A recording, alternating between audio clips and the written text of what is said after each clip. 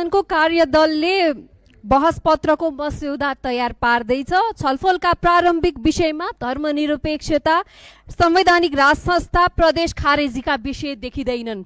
जनताका सुझावहरू मागिएका छन्। हामी पनि त्यो कार्यदलमा छौँ। हामीले दिएका सुझावहरू अहिले प्रारम्भिक सूचीमा देखिएका छैनन्। म सरकार र यो दललाई सोध्न चाहन्छु, तपाईहरूको जनताको क्याटेगोरीमा यो देश चाहिँ वैदिक हिन्दू बौद्ध सहितको सनातन हिन्दू राष्ट्र हुनुपर्छ भन्ने आम नागरिकहरू जनता हुन् कि होइनन्?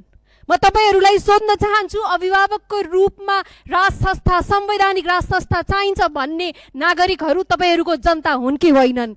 र प्रदेश सरकार बुझिलो भयो, आर्थिक रूपमा बुझिलो भयो, यसलाई पुनरावलोकन गर्नुपर्छ भन्ने नेपाली नागरिकहरू तपाईहरूको लागि जनता हुन् कि होइनन्?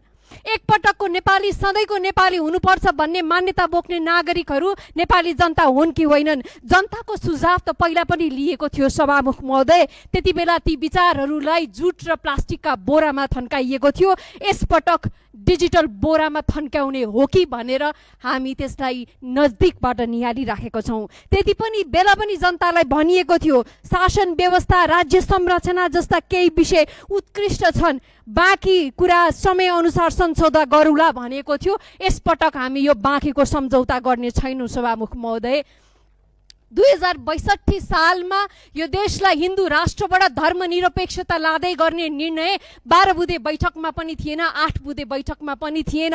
तर पनि नेपाललाई शिखर बैठकमा पनि नभएको कुरालाई नेपाललाई धर्मनिरपेक्ष राष्ट्र बनाउने जनादेश नहुँदा हुँदै पनि धर्मनिरपेक्ष राष्ट्र बनाइयो। त्यस बेलाको प्रतिनिधि सभालाई पनि पूर्व जानकारी नदिकन, व्यापक राष्ट्रिय बहस नगरिकन नेपाललाई धर्मनिरपेक्ष बनाइयो। आज धर्मनिरपेक्षताको नाममा वास्तवमा के भइरहेको छ? के सरकारले धर्मनिरपेक्षताको नाममा भइराखेको धर्मान्तरण देख्दैन? के पश्चिमाहरूको प्रभावमा हिजो शून्यको सङ्ख्यामा रहेका इसाईहरूले आज यो देशमा गरिबी र पछौटेपनको फाइदा उठाएर जुन किसिमले धर्मान्तरण गराइराखेको छ, के त्यो दृश्य यो सरकारले देखेको छैन? त्यसकारण पनि हामीले यो बहसमा यो मुद्दाहरू आउनुपर्छ भनेर भनिराखेको छौँ सभामुख महोदय। म यहाँलाई आग्रह गर्न चाहन्छु, राज संस्था मान्नेहरू पनि नेपाली नागरिक नै हुन्। राजा चाहिन्छ कि चाहिँदैन होइन, राज संस्थाको दार्शनिक, ऐतिहासिक र सभ्यतागत आधारबारे इन्स्टिट्युसनल लेभलमा पर्याप्त डिस्कोर्स हुनु आवश्यक छ।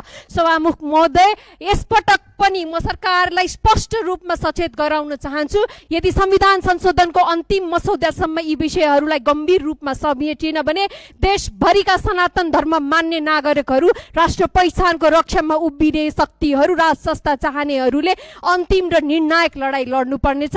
श्रीकृष्णको हातमा बाँसुरी पनि थियो र सुदर्शन चक्र पनि थियो। यो कुरा यो संसद, यो सरकार र सत्ता पक्षले नबिर्सियोस्। धन्यवाद।